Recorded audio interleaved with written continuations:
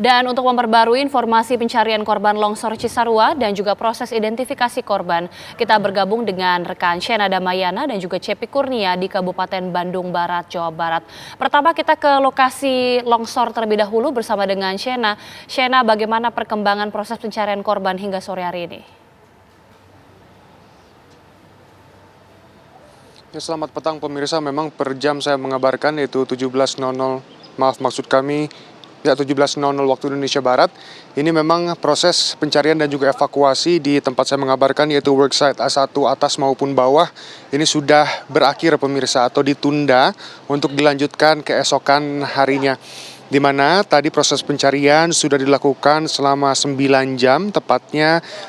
Dimulai pada briefing jam 6 pagi, lalu jam 7 sudah mulai memasuki worksite dengan terutama diutamakan yaitu scanning area menggunakan drone dan juga anjing pelacak K9 pemirsa. Nah, untuk hari ini korban yang telah ditemukan ini sebanyak 3 body packs, di mana pada pukul 13.00 waktu Indonesia Barat itu adalah penemuan korban yang paling awal, lalu yang paling terakhir ini ada di pukul 15.27 waktu Indonesia Barat. Ditemukan 1 body pack di worksite A3. Jadi total penemuan pada hari ke-9 pencarian ini merupakan berjumlah 3 body packs.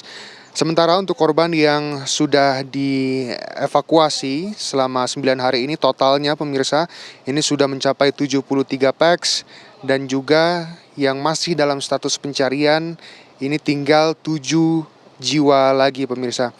Untuk 55 jiwa dari 56 pack, di mana 17 body pack ini masih dalam proses identifikasi. Memang pemirsa pada hari ini cuaca tidak sestabil kemarin pemirsa, ada hujan dengan intensitas yang sedang juga mengguyur Cisarua ini yang menyebabkan para petugas harus berhenti terlebih dahulu tadi di siang hari. Kendati demikian saat hujan kembali reda, para petugas kembali melakukan pencarian.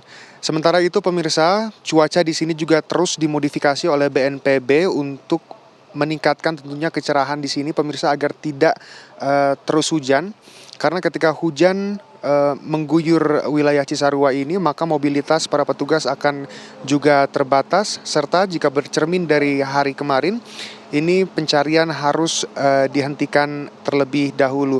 Untuk metode pencarian pada hari ini sendiri pemirsa ini masih sama menggunakan manual, lalu juga ada alat berat pemirsa, di mana untuk yang manual sendiri ini juga dibantu oleh Alkon atau pompa air yang disemprotkan ke lumpur-lumpur ringan untuk disingkirkan lebih cepat. Sementara itu untuk lebih dalamnya lagi ini menggunakan cangkul secara manual. Dan untuk laporan dari tim SAR gabungan sendiri ini korban rata-rata tertimbun di tanah yang cukup dalam sedalam 3 meter pemirsa. Ini juga yang menyebabkan para petugas cukup sulit untuk bisa mengevakuasi para korban dengan cepat. Dan tadi untuk 3 korban yang ditemukan di beberapa work area termasuk A1 ini pemirsa langsung dilarikan ke pos DVI untuk nantinya diidentifikasi. Tadi pemirsa kami sempat berbincang dengan tim SAR gabungan, di mana selain kesulitan cuaca sendiri pemirsa, tim SAR gabungan merasa kesulitan perihal dengan mobilitas karena pada hari Minggu ini pemirsa banyak sekali masyarakat yang ingin hanya menonton saja ke sini. Wisata bencana di sini untuk memfoto dan juga memvideo, padahal sudah diingatkan oleh para petugas untuk tidak berada di sekitaran worksite ini. Kendati demikian, para petugas tetap berusaha optimal untuk bisa menemukan para korban di hari ini, esok, dan juga masih ada beberapa hari lagi ke depan. Tadi kami juga memantau pemirsa kondisi di sekitaran worksite maupun di posko pengungsian, posko DVI, dan juga area-area di sekitar sini pemirsa, di mana bantuan terus saja masuk donasi dari para donatur ini, termasuk untuk hal-hal pokok atau yang krusial seperti sandang dan pangan tentunya, baju bersih, lalu juga ada selimut dan juga ada makanan-makanan yang terus disuplai untuk para petugas maupun untuk kami para pers untuk bisa tetap melakukan mobilitas tentunya untuk menunjang itu semua. Dan selain itu juga pemirsa, kami juga pantau, tadi sempat memantau ke posko pengungsian, di mana di posko pengungsian ini jumlah dari pengungsi sudah semakin sedikit.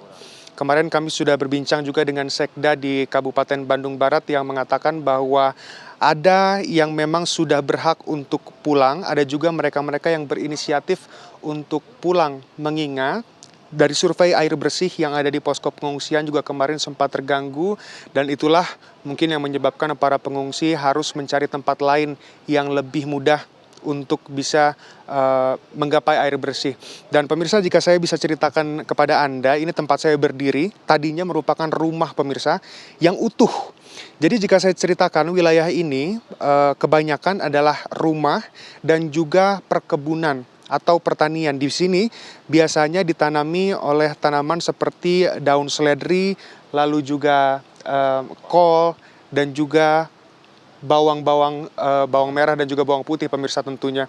Dan Anda bisa lihat sendiri di layar kaca pemirsa bahwa itu semua ludes tersapu oleh tanah longsoran dari Gunung Burangrang, tepat yang Anda lihat di layar kaca. Puing-puing pun masih berserakan pemirsa. Tentunya ada perabotan, ada kursi, ada juga kasur pemirsa, yang tentunya ini sulit juga pemirsa untuk bisa melihat kondisi yang seperti ini. Namun kendati demikian, tim SAR sampai saat ini terus berusaha atau berupaya untuk bisa menemukan 7 sisa korban yang sampai saat ini masih tertimbun. Demikian, kembali ke studio. Baik, kita harapkan pencarian bisa membuahkan hasil. Terima kasih Shana Damayana langsung dari TKP.